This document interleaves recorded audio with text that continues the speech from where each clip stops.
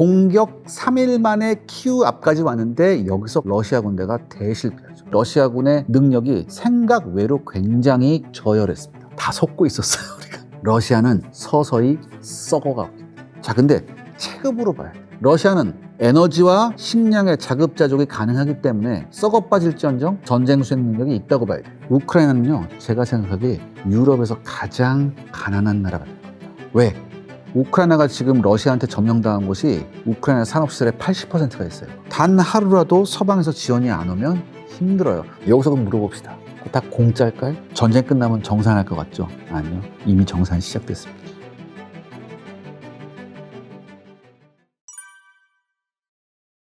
(6.25) 한국전쟁이 3년 조금 넘게 전쟁을 했는데 벌써 러시아 우크라이나 전쟁은 4년을 넘어갔습니다. 4년이 넘어갔거든요. 이게 정확히 이렇게 길어질 줄 몰랐죠. 처음에는 2달 만에 끝날 줄 알았잖아요. 왜? 국력 차이가 워낙 커졌어요. 근데 도대체 그럼 왜 이렇게 전쟁이 길어졌을까? 저는 무엇보다도 애초에 러시아군이 워낙 전쟁 준비가 안 돼 있었던 겁니다. 전혀 전쟁 준비가 제대로 안 돼 있었어요. 예를 들어서 내가 어떤 나라하고 전쟁을 하려고 해요. 그러면은 전쟁이 딱 시작되는 그 순간부터 내가 가지고 있는 최신의 가장 좋은 무기를 써야 되잖아요. 그렇잖아요. 러시아도 5세대 전투기가 있습니다. 수호이 57이라고. 그 다음에 러시아도 걔네들이 말하는 4세대 최신형 전차가 있어요. 그 아르마타라고 있는데 T-14 이런 거 있는데 얘네를 지금까지 전선에 제대로 투입 못했습니다. 러시아가. 왜? 돈이 없어서 많이 못 만들었어요. 그리고 처음에 후다닥닥 해봤는데 금방 끝날 줄 알았는데 잘 안 끝나거든. 생각하는 거죠. 야, 잘 안 끝나는데 까딱해서 우리 최첨단 무기를 내보냈다가 퍼포먼스가 거지 같으면 이게 무슨 개망신이야. 못한 거.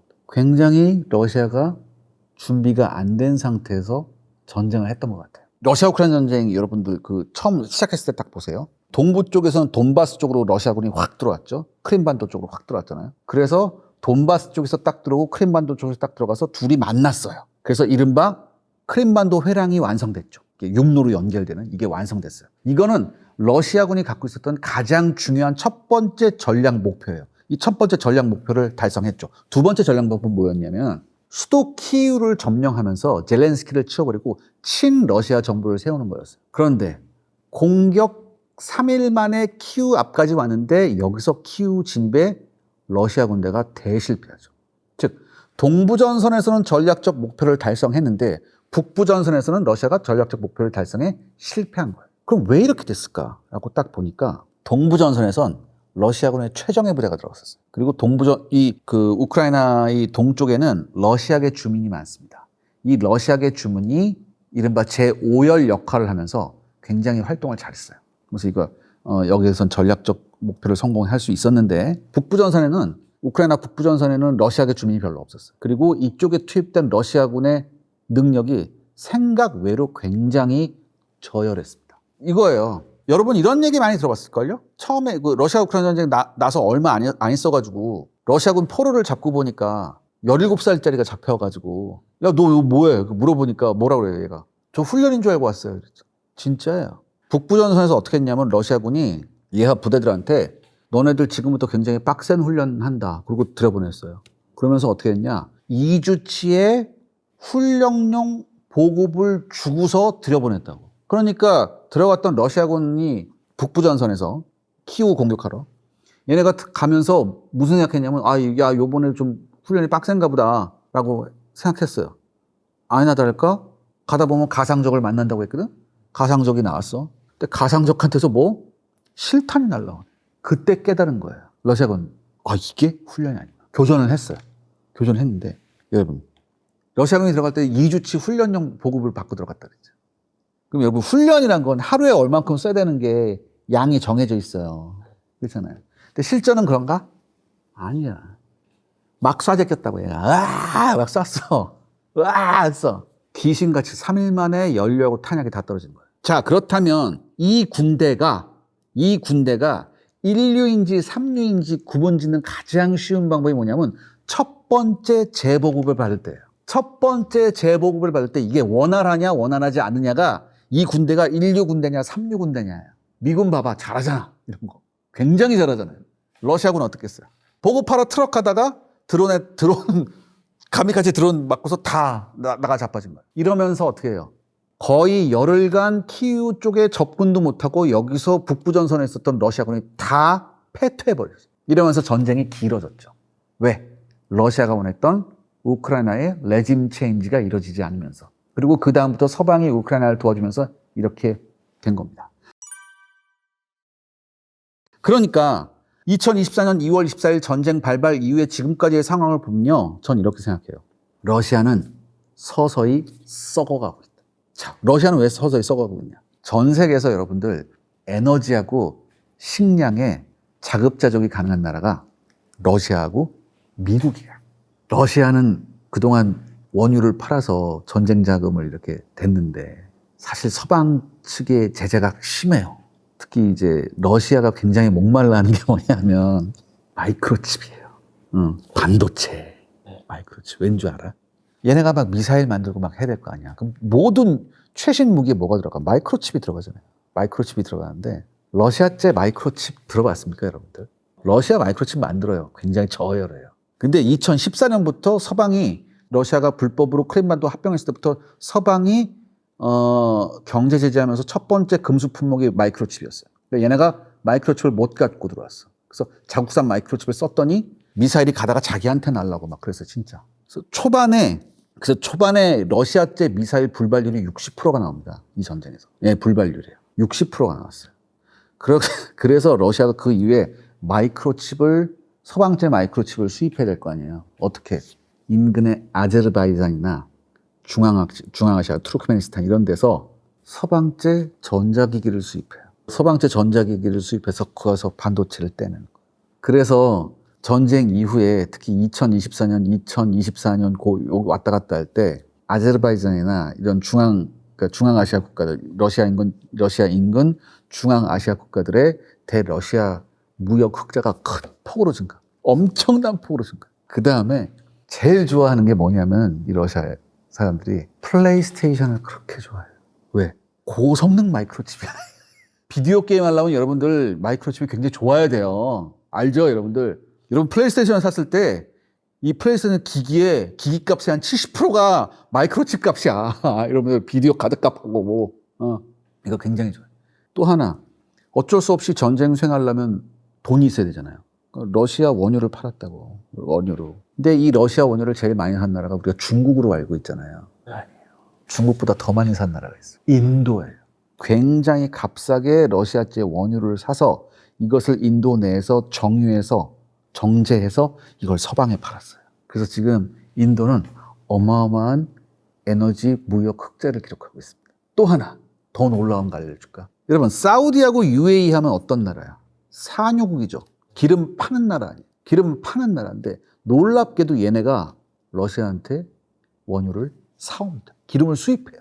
왜 수입하냐? 러시아에서 값싼 원유를 사서 그 원유는 자기 나라 소유에 쓰고 자국에서 생산되는 원유는 비싼 가격에 서방에 팔아요. 그런데 계속 이러다 보니까 어떻게 돼요? 러시아가. 전쟁은 4년째 가는데 한두 명 죽었겠어요? 또 징집도 잘 못해. 왜? 지금 러시아는 어디서 징집해요? 상페테르부르크나 모스크바 같이 대도시에서는 절대 징집 안 해요. 왜? 여론 나빠지니까. 왜? 거기도 썩어 빠졌든 권위주의 국가도 투표는 하거든. 그러니까 어디야? 농촌 지역에서 차상위 계층을 상대로 징병해요. 그래서 병력 무전이니까 뭐야? 죄수들 갖다 막 하고 그런 거 아니에요. 이건 사실이거든. 굉장히 어려워졌다. 한때 러시아가 공장 가동률이 80% 전쟁 때문에 공장 가동률이 80% 이상으로 가면서 경제적 호황을 누렸다 이런 얘기가 있었지만 이게 전쟁이 길어지니까 이 효과도 떨어지기 시작하는 거예요. 사람이 없어요, 일단. 일할 사람이 없어요. 그리고 대도시까지는 아니지만 이제는 중소도시에서도 징집을 할까 말까 지금 이러고 있습니다. 그래서 푸틴이 뭐라고 그래요? 올해 말이나 내년부터는 50만 이상의 병력을 한번 우리가 모아보겠다. 이런 얘기도 예전에 한번 했었거든. 징병 한번 30만 한다고 했었거든. 그때 난리가 났었어요. 진짜 거의 폭동 직전까지 갔거든요. 그때 그래서 한번 푸틴이 해보고 큰일 나. 또 있다면 큰일 나. 근데 지금 전쟁이 길어지면서 병력이 너무 모자라니까 뭐야? 외국 용병 사오고 심지어 북한 애들까지 왔잖아요. 한마디로 지금 러시아는 서서히 썩어가고 있습니다. 다 속고 있었어요, 우리가. 올해 초에 특히 올해 봄부터 나온 얘기가 뭐냐면 우크라이나가 상당 부분 영토를 회복하고 우크라이나가 잘 싸우고 있다는 이런 얘기가 나오죠. 이런 얘기가 나오는데 저는 그렇게 생각 안 합니다. 저는 우크라이나는요, 지금 전적으로 서방한테서 지금 지원을 받고 있잖아요. 트럼프가 대통령이 되자마자 2024년 11월에 선거에서 승리하고 2025년에 취임했잖아요. 취임하자마자 트럼프가 뭐라고 그랬어요? 야, 우크라이나 너네 자꾸 그러면 너 안 준다. 젤렌스키 날라왔잖아요. 젤렌스키 날라와서 어떻게? 트럼프가 싸웠잖아요. 싸우고 딱 가고 나서 트럼프가 어떻게 했어요? 야, 딱 끊어. 일주일 딱 끊겼거든요. 휘청합니다. 그때 우크라이나군이 휘청했었어요. 다시 젤렌스키 득달같이 와가지고 뭐야? 형, 내가 미쳤나 봐. 미안해. 그래서 다시 재개가 되는데 이번에 이란하고 미국하고 전쟁을 하면서 걸프 국가들이 그러니까 걸프 국가들의 미국이 패트리엇이나 사드를 굉장히 많이 배치했는데 이게 굉장히 많이 소진이 됐습니다. 미국한테 1순위는 중동이지 우크라이나가 아니에요. 우크라이나를 도와주는 이유는 러시아의 힘을 빼려고 도와주는 거예요. 우크라이나하고 중동 딱 봤을 때 미국은 선택할 필요 바로 중동이에요. 그러니까 뭐야? 여기 재고를 채워야 돼. 그래서 지금 우크라이나가 어때요? 패트리엇 부족에 시달리죠. 대공 미사일, 즉 지대공 요격 미사일 부족에 시달리고 있기 때문에 얼마 전에 러시아에서 순항 미사일을 28발 쐈는데 딱 한 발만 요격하고 27발이 명중했어요. 우크라이나에. 대공 미사일 없는 거예요. 패트리엇 미사일 없는 거예요. 그럼 한번 러시아가 이 약점을 봤는데 안 할까요? 할 거예요. 그렇다면 우크라이나 입장에서는 어떻게? 우크라이나 입장에서 빨리 대공 미사일 와야 되는데 안 온단 말이죠. 그래서 우크라이나가 장거리 드론으로 전략 폭격을 한답시고 모스크바나 이런 데도 또 때린 거예요. 자, 근데 체급으로 봐야 돼요. 체급으로. 결국엔 누가 더 전쟁 지속 능력이 있느냐. 러시아는 썩어 빠질지언정 에너지와 식량의 자급자족이 가능하기 때문에 썩어 빠질지언정 전쟁 수행 능력이 있다고 봐야 돼요. 우크라이나는 뭐라고 그랬어요? 단 하루라도 서방에서 지원이 안 오면 힘들어요. 더군다나 최근에 트럼프가 뭐라고 그랬습니까? 야, 이제 우크라이나 지원 유럽 너네가 알아서 해. 나 못하겠어. 나 지금 중동에 신경 써야 되거든. 이렇게 얘기해버렸거든요. 과연 될까? 전쟁의 기본이 있잖아요. 전쟁 수행 능력이라는. 이 기본을 따졌을 때는 우크라이나가 유리한 게 아니에요. 더군다나 지금 우크라이나는 뭐예요? 내홍도 겪고 있잖아요. 계속 국방장관 갈리면서 이런 일도 있잖아요. 우크라이나 내부 군이 흔들리고 있다니까. 지금 뭐 우크라이나 비리 얘기는 안 하겠습니다. 여기서. 나토 사무총장이 솔직히 말했었죠. 트럼프가 하도 뭐 관세 때리고 막 이렇게 하고 하니까 그때 뭐 프랑스나 뭐 이런 데서 그랬잖아요. 야, 충분히 우리가 미국의 지원 없어도 우리가 지금 유럽은 우리 스스로 나토가 스스로 지킬 수 있다 뭐 이런 식으로 한번 하니까 나토 사무총장이 나서 뭐래요? 개소리 하지 마라 제발. 나토 전체 예산에서 미국이 차지하는 게 70%다. 미국이 빠지면 너네들 그거 감당할 수 있어?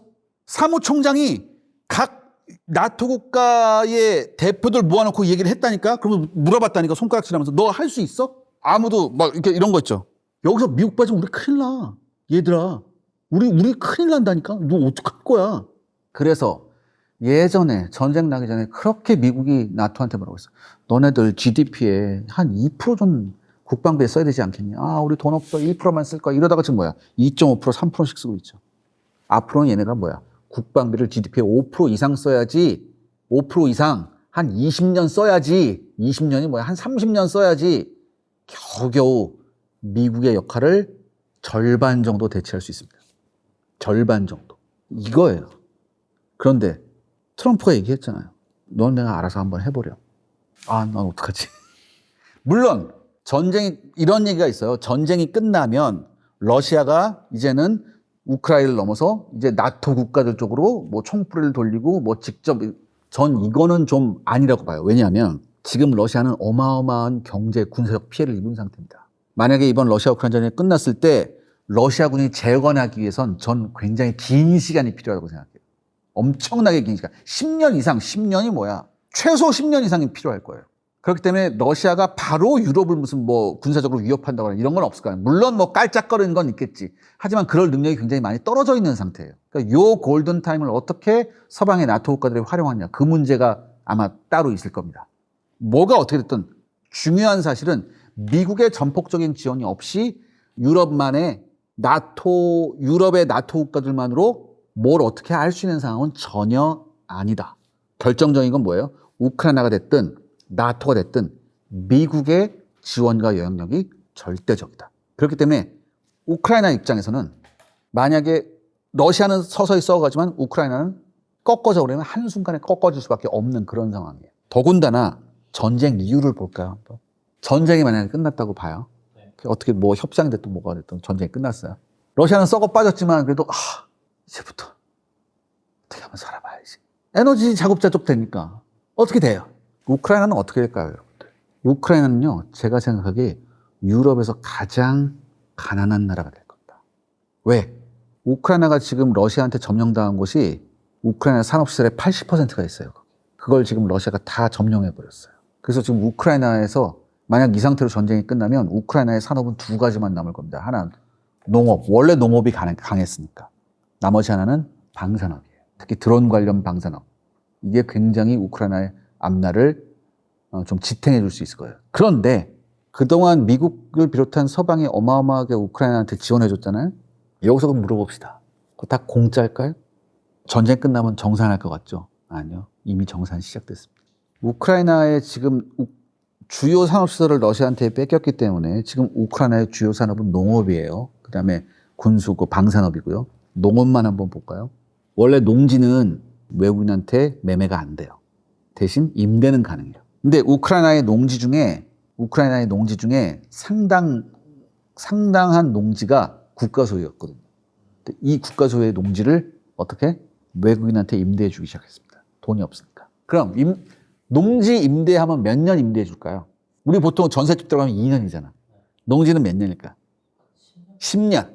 기본이 49년입니다. 지금 하도 이렇게 했기 때문에 전체 지금 우크라이나의 농지의 30%가 서방의 외국인이 지금 경작하고 있습니다. 이건 우크라이나 내에 안 풀려요. 이 농산물은. 더군다나 여러분들, 땅하고 사람만 있으면 농사 짓나? 아니죠. 농기계가 필요하죠.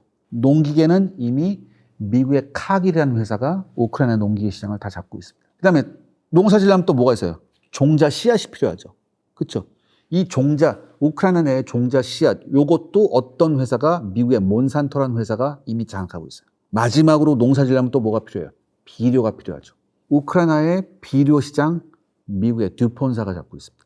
또 하나, 우크라이나 내에 굉장히 유력한 농업 기반 회사들 있죠. 이런 회사들의 지분이 지금 미국을 비롯한 서방 국가한테 50% 이상 잠식당한 상태예요. 정산이 이미 시작된 거죠. 그렇기 때문에 저는 우크라이나의 미래가 밝지 않다고 봅니다. 그래서 여러분들 전쟁을 하면 안 되는 거예요. 전쟁을 하지 않기 위해서는 전쟁을 잘 알아야 되고 이 전쟁을 준비해야 합니다. 여기에 실패한 거죠, 우크라이나가. 그러니까 무엇보다도 이제 값싼 드론이죠. 값싼 드론이었는데 2022년 전쟁이 발발했을 때의 드론 기술과 지금 드론 기술이 하늘과 땅 차이입니다. 처음에 이제 상용 드론에다가 이제 폭탄 달아서 이제 썼을 때는 간단한 전파 방해를 해도 이 드론이 먹통이 됐었어요. 그런데 이제는 안 그렇죠.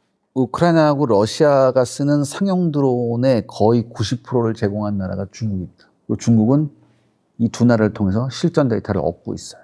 자, 그런데 이 드론도 이제 좀 비싼 게 있잖아요. 한 $500, $600 넘어가면 좀 비싸요. 그보다 $2,000 정도 넘어가면 굉장히 비싼 거예요. 근데 얘네가 한 $2,000, 한 $500, $600 정도 돼도 채널이 12개예요. 채널이 12개가 무슨 뜻인지 잘 모르겠죠. 전파 방해를 받으면 채널을 12번 바꾼다는 얘기예요. 근데 12채널짜리는 옛날 얘기입니다. 지금은 24채널, 조금 비싼 건 36채널이에요. 전파 방해를 받아도 채널을 바꾸면서 가야 돼요. 그러니까 전파 방해로 드론을 떨어뜨린다. 이제는 굉장히 힘들죠. 그래서 물리적 타격을 해야 되고, 그렇죠? 그러니까 굉장히 값싼 드론이 나와서 가성비의 전장이 돼버렸었고, 그 다음에 두 번째로 전파 방해에 또 다른 대응을 할 수 있는 새로운 드론이 나왔죠. 어떤 드론? 광 케이블을 달고 다니는 광섬유로 가는 드론. 전파 방해가 안 통합니다. 그리고 이 광섬유가 5km짜리예요. 예, 유선 광섬유로. 아무리 뭘 전파방을 해도 듣질 않습니다. 그런데 드론의 가장 큰 단점이 있습니다. 이런 상용 드론의 가장 큰 단점 뭘까요? 조종사 실력 물론 그것도 중요해요. 또 하나 태생적인 단점 해봤자 30분이에요. 드론을 운영하려면 뭐예요? 프론트라인으로 가까이 가야 돼요. 위험하단 말이에요. 프론트라인으로 가까이 가니까 어떻게 해요? 러시아군이 뭘 했냐면 공격 헬기나 전폭기를 띄워놓은 다음에 러시아도 드론을 보내서 우크라이나군은 드론 관제 센터를 찾아내는 거예요. 딱 찾아내서 저기 있다. 그럼 뭐야? 공격 헬기나 전폭기 가서 폭탄 떨어뜨리는 거예요. 이걸 우크라이나가 당했어. 몇 번 당했어. 굉장히 많이 당했어. 우리가 지금 드론이 막 이렇게 하는 건 드론의 성공적인 예만 본 거예요. 근데 이런 걸 굉장히 많이 당했어. 그래서 최근에 우크라이나가 기발한 방법을 했죠. 어떻게? 드론에다 풍선을 달아요. 그래서 난립니다. 묘하게도 그 우크라이나 요 전선에 우크라이나하고 러시아가 붙어 있잖아요. 이쪽에선 편서풍만 봅니다. 그래서 항상 우크라이나에서 러시아 쪽으로만 바람이 불어요. 기구를 띄우는 거예요. 그럼 얘가 기구가 한참 가요. 그래서 러시아 영내로 들어가서 한참 가다가 목표 지점에 가면 얘가 자동으로 탁 떨어져서 목표 찾아갑니다. 이런 방법을 쓰고 있어요. 그 다음에 여러분 이거 있어요. 러시아 영토로 깊숙이 날아간 드론을 그럼 어떻게 컨트롤할 것이냐. 무조건 인공지능으로만 할 것이냐. 아니에요. 얘네를 어떻게 컨트롤하냐. 스타링크로 하는 거예요. 저궤도위성 스타링크로 얘네를 컨트롤할 수 있는 거예요. 스타링크가 저는 이번 러시아 우크라이나 전쟁에서 우크라이나 쪽 영웅 1등은 일론 머스크입니다. 일론 머스크예요, 여러분들. 일론 머스크의 스타링크 덕분에 우크라이나가 지금까지 버틸 수 있는 거예요. 왜냐하면 개전 첫날 여러분이 러시아군이라면 우크라이나 어디부터 때리겠어요? 통신시설, 데이터 시설 이런 것부터 때리겠죠. 다 때렸어요. 미사일이랑 뭐 다 때렸단 말이에요. 그러면 어떻게 돼요? 생각해 보세요. 내가 방금 전까지 와이파이고 데이터고 다 됐는데 갑자기 먹통되고 전화도 안 된다. 그럼 어떻게 해요? 사람이 패닉에 빠집니다. 공포에 빠져요. 더군다나 방송국까지 때렸거든요. 방송국까지 때렸다는 얘기는 뭐예요? 전쟁 났으니까 징병해야 되잖아. 그럼 방송해야 될 거 아니야. 이것도 안 되는 거예요. 그런데 뭐가? 스타링크가 터졌어요. 이 스타링크로 우크라이나 사람들이 전화기가 되고 데이터가 되고 와이파이가 되는 거예요. 그러니까 우크라이나 국민들이 패닉에 안 빠졌습니다. 이게 굉장히 중요합니다. 전쟁 났을 때. 굉장히 중요해요. 엄청나게 중요한 거예요. 심지어 이 스타링크 단말기를 러시아군도 제3국을 통해서 들여와서 자기네도 써요, 이걸. 스타링크를. 와, 정확하다. 막 이러면서. 너무 잘 보여. 이러면서. 그래서 막아버렸죠. 그러니까 러시아가 공식적으로 어떻게 일론 머스크한테 항의했잖아요. 막으면 어떡하냐. 이 새끼들 이상한 새끼들. 그 정도였다고 스타링크가. 여기서 뭘 볼 수 있어요, 여러분들? 현대전에서 가장 중요한 게 이런 데이터 링크 시스템이라는 거. 데이터를 연동할 수 있는 이 시스템이라는 거. 즉 이게 더 넓은 의미는 뭐예요? 킬웹을 형성할 수 있느냐 없느냐. 이 시스템을 분석하는 거. 현대전에서 너무너무나 중요한 겁니다. 지금 이렇게 드론에 당하고 있잖아요. 이건 뭐냐면 한마디로 드론에 대한 교리가 없었어요, 지금까지. 미사일도 처음 나왔을 때 미사일 만능주의였다고. 미사일은 모든 게 다 돼. 미군이 처음에 비행기에다 미사일 달고 전투기에다 미사일 달고 했을 때 그 전투기의 기관포도 없애버렸다니까? 미사일이면 다 되라고 해서. 근데 실전에 써보니까 그게 아니거든. 미사일 만능주의가 미 공군을 한때 굉장히 위기에 빠뜨렸었어요. 그러니까 뭔가 새로운 무기가 나왔을 때는 거기에 따른 교리가 없으니까 처음에 당한 건데 이건 교리는 항상 발전해요. 더군다나 또 중요한 거. 드론이 제공권을 장악할 수 있나요? 그 다음에 드론이 진지를 점령할 수 있나요? 또한 드론이 몸빵할 수 있나요? 저게 빗발친 총알 몸빵하면서 갈 수 있나요? 드론이? 아니거든요. 그렇기 때문에 전차나 헬기나 전투기, 전폭기 다 있어야 하는 거예요. 있어야 하는데 다만 지금까지 이 드론에 대한 교리가 없었다. 대드론 교리가 없었다. 이 새로운 교리를 빨리 마련해야 된다. 마련해야 되고 드론을 맞는 방법도 지금 급속하게 발전하고 있습니다. 예전같이 드론 하나에 전차 한 대가 날아가는 그건 앞으로는 힘들 것 같아요. 왜냐하면 안티드론 기술이 계속 발전하기 때문에. 그럼에도 불구하고 드론은 엄청난 잠재력을 보여줬고 엄청난 미래 전력을 보여줬죠. 그런데 이렇게만 생각합니다. 그러면 야, 드론을 갖고 모든 걸 다 할 수 있겠네. 그럼 우리 빨리 드론 만들자. 이렇게만 생각하죠. 아니, 드론도 많이 만들어야 되고요. 또 하나, 이 드론을 어떻게 막느냐, 이것도 중요합니다. 이것도 중요해요. 하나만 생각하면 안 되거든요. 생각해 보세요. 창만 가지고 있는 쪽과 창과 방패 다 가지고 있는 쪽, 누가 이기겠습니까? 두 가지 다 가지고 있는 쪽이 결국엔 이겨요. 결국엔 전쟁의 기본이라는 거예요. 전쟁의 기본은 뭐예요? 드론이 모든 걸 해결했다? 뭐 새로운 신무기가 해결했다? 이게 아니라 아직까지 전쟁을 지배하는 건 뭐예요? 이 국가의 전쟁 수행 능력. 얼마나 보급을 원활히 해줄 수 있고, 얼마나 병력을 충원할 수 있고, 얼마나 전쟁을 우리가 지속할 수 있는가. 건전하게 할 수 있는가. 이 능력이 지금 시험대에 오른 거고, 이것을 지금 보여주고 있는 거죠. 결국 전쟁의 본질이 안 바뀝니다. 전쟁의 본질은 절대 안 바뀌어요. 전쟁 수행 능력이라는 것. 그리고 전쟁 수행 능력의 근간은 그 국가의 경제력, 또한 사회적 건전성, 그다음에 지도자의 건전한 판단이에요. 이 기본을 지켜야 됩니다. 그리고 절대 전쟁이 일어나지 않게 하기 위해서는 우리는 항상 전쟁을 잘 이해해야만 하고 전쟁을 준비해야 됩니다. 만약에 우리가 전쟁을 준비하지 않잖아요? 그러면 평화는 창문 밖으로 날아가고요. 현관으로 공포와 전쟁이 들어옵니다. 꼭 생각해 주세요.